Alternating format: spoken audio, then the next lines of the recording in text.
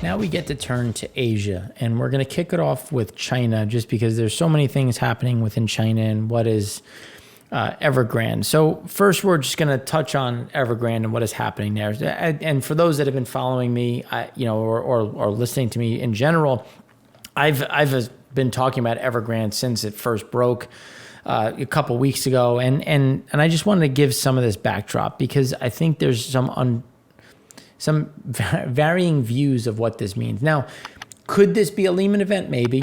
I don't know. I don't think it is, but it doesn't. You never know what the market is going to weigh. And if you look at what has happened in China, and I'm going to say things, you're going to say, oh, I heard this story in 2011, which is 100% true. But to carry out their economic or investment setup from January 2011 to September 2021, it gets worse and worse every single year. So yes, I agree. 2011, you could be bearish China, but God forbid you're short China. Now you're coming to a point where it's like, well, you've been doing a lot of this for a long time. Things are slowing. You're, law of numbers. You're the second largest nation in the world. How are you going to maintain this growth and on what backdrop? So then you look at Evergrande and you look at what they've done in general and how they've exposed themselves to such a massive amount of froth.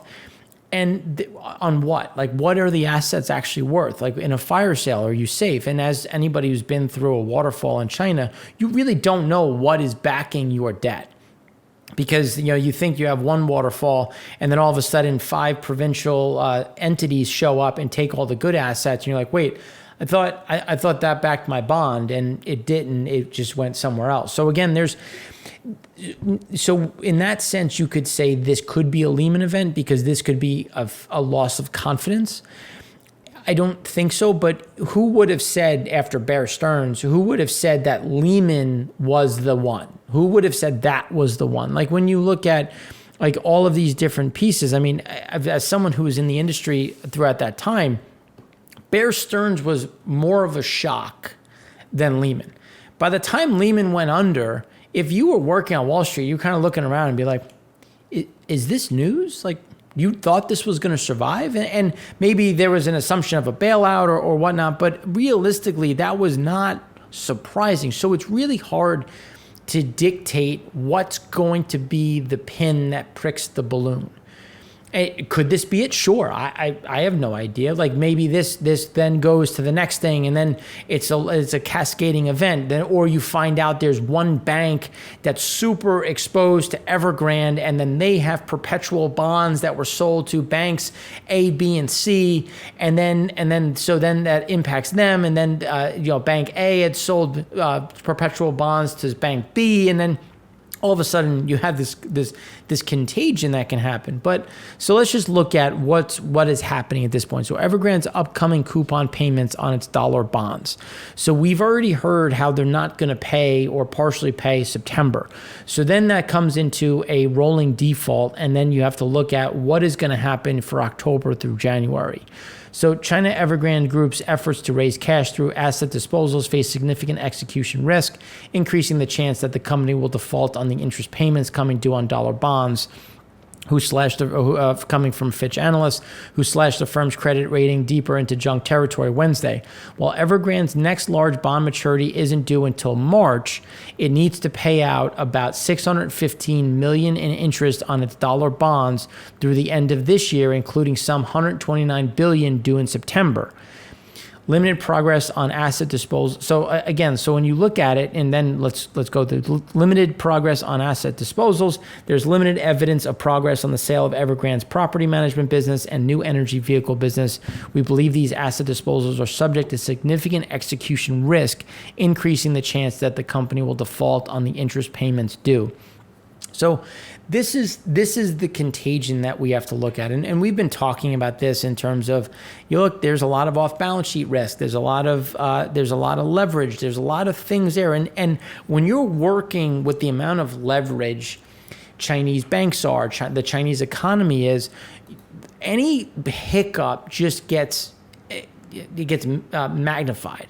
And so that's why it's really hard to say what is going to do it and what is going to be the piece. But again, we're always going to continue to look at things and try to assess what is happening in general. So then when we look at some of the geopolitical, because they're connected in a way, and that's why it's very important to look at what is going to happen going forward when we look at the underlying politics. So when we talk about China and Xi and Biden spoke, and again, it was friendly but still contentious in a way. And Xi kicked things off with, due to the U.S. policy on China, the China-U.S. relationship has run into serious difficulties. Again, U.S.'s problem. We're the ones that are causing this. And now, mind you, as of Wednesday, China sent about, I think they said 8 airplanes military jets into Taiwan's airspace. So then when you look at what was also emphasized, whether the U.S. and China can handle their relationship bears on the future of the world. Getting the relationship right is not an option, but something we must do. And then Xi laid out the familiar wish list: climate change, COVID-19, economic recovery. And then Biden was essentially on board the United States enduring interest in peace, stability, and prosperity in the Indo-Pacific and the world, and the responsibility of both nations to ensure not veer into conflict. But remember, he said Indo-Pacific. And that is that terminology or verbiage was used differently previously, and that is something that helps trying to isolate China a bit. So again, something to consider as we go forward, and that's what we're going to have to look at as we progress through this. And then Xi had a phone call with the Tajikistan president. And it's also important to understand what this means. So Xi congratulated Tajikistan on the 30th anniversary of independence and hailed the health of Beijing-Dushanbe ties. Now, remember, China has a military region site within Tajikistan. So they have a base there. So this is why it's so important. And when you start looking at what are they doing with Afghanistan, where's Tajikistan fit in, this is why it's so important. China will fully support Tajikistan in fulfilling its duties of the SCO presidency and ensuring the SCO's 20th anniversary summit is a success. Deepen cooperation in such fields as economy and trade, security, people-to-people, and cultural exchanges, and enrich the Tajikistan-China comprehensive partnership is a goal when you look at the bilateral and what was said by the Tajikistan president. So why is this so important? So Tajikistan is scrambling to absorb Afghan refugees and is the region's most openly anti-Taliban, and Ramon is the region's most openly anti-Taliban leader. So this is, again, but look at the Tajiks, which make up the large part of the Northern Alliance. It's no surprise that there's a certain amount of friction, which is why China's trying to come in and play the mediator and the good guy over in general, because Afghanistan is obviously shares a border with Tajikistan's and China's region, but this is going to be something to watch over time. So then when we look at what also happened, Xi spoke with Merkel, and their chat just came after the conversation with Biden. And then the contrast in feeling couldn't have been clearer. Xi to Biden: due to the U.S. policy on China, the China-U.S. relationship has run into serious difficulty. Xi to Merkel: Madam Chancellor is actively committed to promoting practical cooperation and friendly exchange between Germany and Europe with China, which I highly appreciate. Kind of seeing the tension there in terms of but again, we're always looking through little nuances to figure out what is really being said. This month, China is kicking off tests of its experimental thorium-based molten salt nuclear reactor, and China has a solid chance of commercializing. And this is why it's important, because this is something that could be used in the U.S. And what do we know so far? So it doesn't depend on water, letting it operate more or less anywhere, like the Gobi Desert, where it's being tested near the city of in Gansu province. Its fuel, thorium, is much more naturally abundant than uranium. It's safer than traditional nuclear with limited potential for radiation dispersal. Thorium doesn't decay to plutonium, limiting the proliferation risk. That means that this reactor could be easier to build overseas. This month's test will indicate whether China's experimental reactor can be commercialized and leveraged for net zero. Again, this is where we have to look to see, is this something that we could also adopt in the U.S.? Now, one of the other important things, again, now kind of bleeding back from the financial, geopolitical back into the financial, we have to look on Wednesday. The central bank, PBOC, reported that the country's macro leverage had fallen for a third consecutive month. Quarter, going from macro leverage right now that in Q2, they have it at 275%, which is down from 281% in Q3 of 2020. So now when we turn to what has been released, so the headlines, retail sales rose 2.5% year over year in August, down from 8.5% growth in July. But remember, the estimates were for 7%. So they estimated 7%, came in at 2.5%. Industrial production was expected at 5.8%, came in at 5.3%. Industrial production year to date, again, big miss. And then fixed assets, ex-rural was expected at 9%, came in at 8.9%, and then property investment came in at was expected at 11.3%, came in at 10.9%. Again, coming back to Evergrande and where things sit as they continue to try to take some of this capacity out of the market. Survey jobless rate came in at 5.1%. And then when you look at the money supply, they also saw a decline from the prior, where money supply M1 was expected at 4.5, came in at 4.2. Prior was 4.9%. And then M2 was expected at 8.4, came in at 8.2. So again, you're seeing this slowdown in general. But let's look at things. So this doesn't look good at all. So now let's smooth it out over the last 2 years. So the retail sales growth in August 2020 and August 2021 was 1.5% year on year, down from average year on year growth of 3.6% in July. So again, you're seeing that accelerating drop down.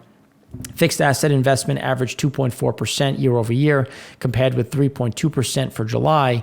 Value added output at industrial firms averaged 5.4% versus 5.6% growth for July. So activity came in well below these expectations. So when you look at where things sit, so analysts had been anticipating a 5.8% increase in industrial value output, but again, we're not getting that. And these are different segments of the economy, different segments of GDP that just continue to come in, not even just lower, because all of these estimates were already taken down. Because remember, there was COVID in August, and everybody and all these analysts took down their estimates.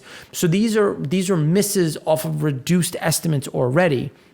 So the service production index, which measures inflation adjusted growth in the sector, rose by just 4.8% last month, the weakest since last August. The latest COVID-19 outbreak in Fujian province is a reminder that economic disruptions that wreaked havoc in August are not going away. And then coming back to the consumer price index, rose 0.8% in August, down from 1% increase in July. But the producer price index rose 9.5% in August versus a 9% expansion in July. The records keep on toppling. The acceleration in PPI growth pegs last month's increase as the fastest expansion since August 2008. That is the third highest reading since the data started to be published in 96. So we keep seeing pricing going up, and then all of these slowdowns coming down, which again is putting weight on just the underlying Chinese economy. So then when we look at where things sit from the retail perspective, this is where you can see that year over year slowdown coming through. But when you look at retail sales cumulative, you're just seeing it come through. And now that you're getting that push to do less on the side of in September, because of this, the outbreak for this recent one was on the rural side. So the concern is that they didn't catch it fast enough. And because it was Delta, it's going to spread rapidly and they're going to try to get in front of it, which is some of the concern that we're seeing, which is why they're trying to get people to do less over that time period. All the while, they keep pushing, again, common prosperity. They keep pushing the backdrop of, again, that common prosperity dual circulation strategy. But they keep trying to play up the party and be part of the party. So Xi continued his trip around the countryside of his home province in Shanxi, visiting the northwestern county of Swede, a revolutionary site, the 1937 premises of the former party committee, a middle school, an exhibition hall for local culture. So when you look at what he's doing, both of these venues are important for his family, but it's also important for the party. And he's trying to highlight that he is a perfect party member. And this is where, what is he trying to do? The necessity of keeping Xi Jinping as the core of the party. He's trying to show he is the best the party has to offer. He came up through the party. Don't deviate. And that's important, and it keeps getting, and this is more symbolic in terms of some of the things, because a lot of these places where Xi's red pedigree is pretty much impeccable, this trip delivers a neat reminder that to any skeptics amongst the party leadership ahead of the sixth plenum in November. So he's setting himself up, but he has to contend with a slowing GDP. So he's trying to say, look, follow the party. The party's the way. I'm the one to take you there, even though things are slowing. And that's something to consider when you look at economics married with the geopolitics and then local politics as they merge together. So then when you look at China retail sales, it's important to appreciate that they typically accelerate in August through October, and then realistically, if you look at from now into December, they should be accelerating, not decelerating. And that's where we continue to see these problems, because it's not only on the industrial side, it's not only on the manufacturing side, it's also on retail sales, which is what has been the biggest focus for Xi and the CCP since last year, to drum up more local consumption, and it's just not happening. So then when you look at retail sales seasonality, this is what we see in terms of that big drop off that has continued, and again looking year over year. So it's not crazy to see just how divergent those months are, but as we get closer and closer, it's becoming more apparent how slow things are going within the Chinese economy, which is a pressure point for, again, broader demand, speaking back to Germany, who uses China as a big export capacity. So then when we look at, again, just charting out the different economic metrics, you can see just how slow things have gotten and how they continue to pull back.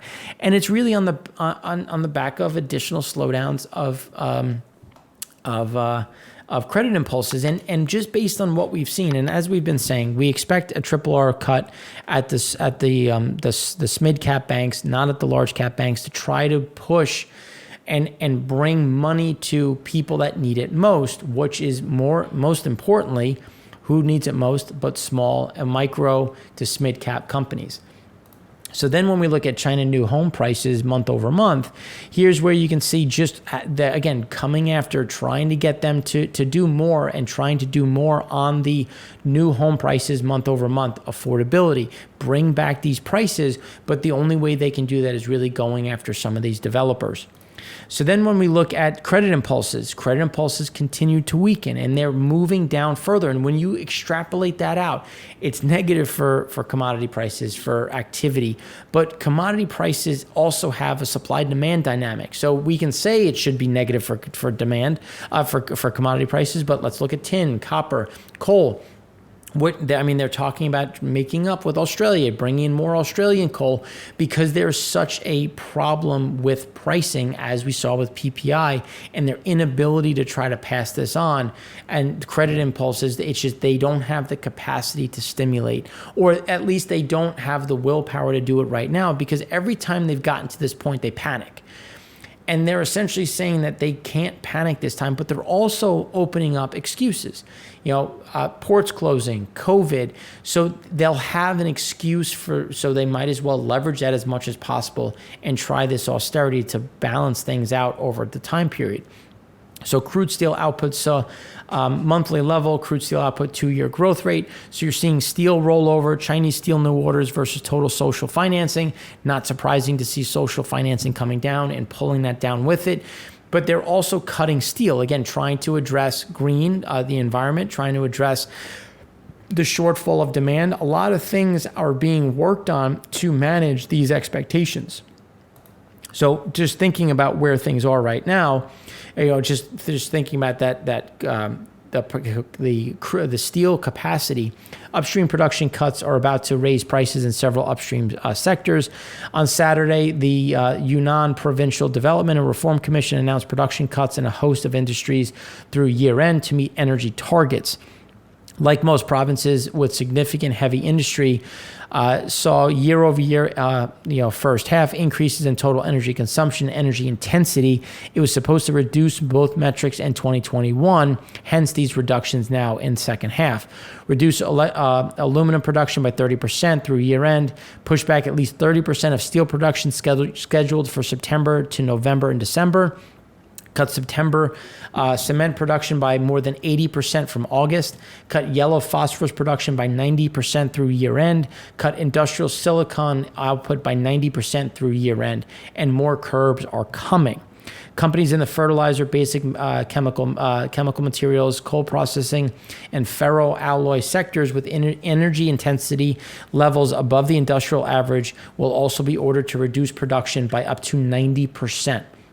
So you have a struggling economy, you have pricing issues, and now you're going to take more supply out of the market. Now, this is going to displace raw materials, push more raw materials into the market, but you're seeing some of these problems that we continue to see within the system right now. And then when we kind of round all this out and look at banks are the main bond investors, but are very risk adverse. So when we look at who owns this stuff is really what it comes down to if there's a bigger default, and it's banks. And the problem with banks owning this, because you might say, well, banks are fine, but they have perpetual bonds linking many of them. So there is a bigger issue when you look at local governments. Local governments own a large part of it. Banks own a large part of it. When you look at the policy banks, local governments. Again, these are issues in terms of contagion that can't be ignored. When you look at 59.5 trillion renminbi are exposed, and when you look at foreign investors at 3.25, which is about $600 billion, but there's more coming. There's more dollar-denominated debt coming, but how are you gonna? Do you trust it? And that's where they are trying to clear out some of these poor actors or this weaker paper to give people confidence and allow them to essentially feel better about investing and attract more of that foreign investment. So then when we look at local government special bonds, this is when you look at cumulative. So coming back to what we just saw with the local government bonds, special purpose bonds. Here, when you look cumulatively, they're trying to get them to do more in 2021 because they're well below their metric, but they've also been telling them not to do it. And it's really because a lot of their previous ones are being financed by tax revenue. So the struggle is real when you look at where this pressure continues to go and how are they going to get to the other side. So then when you look at PPI versus CPI, you can see the divide still remains very wide. And that's where they're trying to export more of this inflation and protect the local consumer. Even at this protection level, they still can't get retail sales where they need because the consumer is just that weak. And that's something that I think can't be stressed enough of PPI versus CPI when you're looking at the underlying Chinese economy. So then when you look at aggregate financing, it's still well below 2020, and then China new loans are slowing down and are missing estimates. So loan growth is holding above 2020 levels on a year-to-date basis, but gains were lower than expectations because the provinces just don't have the capacity to invest.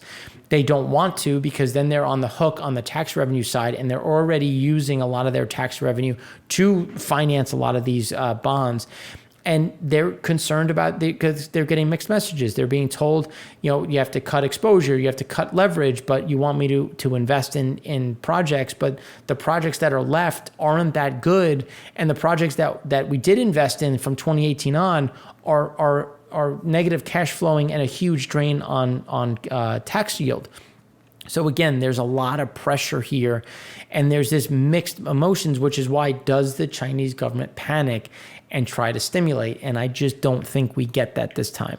So when you look at money supply in general, this is what we're talking about with that continuous trend of pulling more of that liquidity out of the market. We're coming back to where we were pre-COVID. When you look at M1 and M2, trying to drain some of that excess out. So, but as we've been saying, as we get to this point, they want to kind of keep it here. They don't want to keep pushing it lower, but trying to maintain this and let the liquidity and market catch up with itself. And here's where you look at China core CPI year over year, still within a manageable range, but they can't let it get too high because then, again, it would curb some of that spending. And China's thermal coal inventories continue to move lower, again, putting pressure on pricing, why coal prices are where they are, where electricity prices are. But this is a big issue because when you think about electricity prices, again, just general cost of living, this is a big issue, which is why we have to watch how their relationship may adjust with Australia. Now turning to the other regions. So when we look at Japan, PPI was right in line, was expected at 5.6, came in at 5.5. Month over month was expected at 0.3, came in at flat. Then when you look at machine tool orders, came down a bit from prior to 86.2. Industrial production was essentially right in line with expectations, with core machine orders coming down a bit. But again, things have gotten a bit better in August. Then when we look at India, industrial production was expected at 10.1, came in at 11.5. But CPI was expected at 5.6, came in at 5.3. But there's some reversal to that, which we'll talk about. And then you can see it here with wholesale prices year over year was expected at 10.78%, came in at 11.39%. So again, front end, looking at that, passing through. And then exports came in at 45.8%, imports at 51.7%, down from the previous month, but again, still strong as they catch up with some of that capacity. Then when we look at South Korea, import price index still up 0.6%, which is the index year over year is 21.6%. Again, import prices remaining elevated, pushing down, coming down to the U.S., keeping that as you see at the export price index, coming in at 18.6% and 1% month over month. So you're seeing that continuous push through of, again, that pricing increase. So then when we look at Japan Economic Watchers Survey current conditions have gotten a bit worse, and then expectations, again, gotten worse, but still elevated, still better than where we were and back above pre-COVID. But you can see there's some concern that is being put into the system from where do we go from here in terms of closing out Q4. Then when we look at South Korea public finance metrics, you can see that there's continuous movements of the percent of GDP, with debt to GDP levels continuing to grow through 2025. And this is, again, that debt level that continues to be a concern, which is where they were the first, really the first developed market to increase rates. So then when you look at that South Korea export price, this is a bigger issue for where, like when we look at where it is for versus 2008. I mean, this is going to come to the U.S. We're going to import this into the U.S. when you look at Samsung, when you look at televisions, dryers, washing machines, dishwashers, everything, LG, all of these assets are going to just cost more. So again, looking back further through the supply chain, we continue to see how this inflationary pressure is going to continue. So then when we look at India's inflation within the RBI's target range, it's fallen back down. Core CPI is just below that 6% of the top range, with headline CPI coming in a little bit further down at that 5.3%. But looking ahead, so inflation is likely to breach the target range from December, driven by broader input cost pressures, rising demand, and less favorable base effects. The central bank to shift its focus from growth to inflation as price pressures grow, and start communicating on gradual paring back of stimulus before year end, which I think is highly likely as inflation is continuing to kind of bubble up, and it's going to push through the system very quickly. So India's consumer price inflation eased to 5.3% year on year, down from 5.6% in July. And this was below both the consensus estimate of 5.6% and forecast. So again, it was a little bit less, but still getting there. Now, food inflation fell to 3.8% year on year in August from 4.5% in July. then alcohol beverages slowed to 4%. So the core rate edged down to 5.9%. Compared with 6% in July. So there's still this pressure point when you look at where we are in India and some of this reopening, some of this demand coming through, and just how much of it can be passed on, especially when you look at where we are on food prices, as we talked about in segment 1 of of those food prices continuing to push higher. Then when we look at wholesale price index, again, looking at that inflation future, here's where you can see just how far they are above the trend line that going back to 2015, and just how it continues to move on a parabolic level, just not even grinding higher, but really stepping higher and higher, which is either going to have to go into the export market or be sold internally. And they're again, that PPI versus CPI, and trying to get it and limit the cost pressure internally. So then when you look at India industrial production year over year, you can see that there's still some of that movement, but it's going to continue to be a bit muted when you look at diesel demand, where's diesel consumption going, and diesel's giving a better bellwether of just, the slowdown is still there, and there just won't be back to normal until really 2022.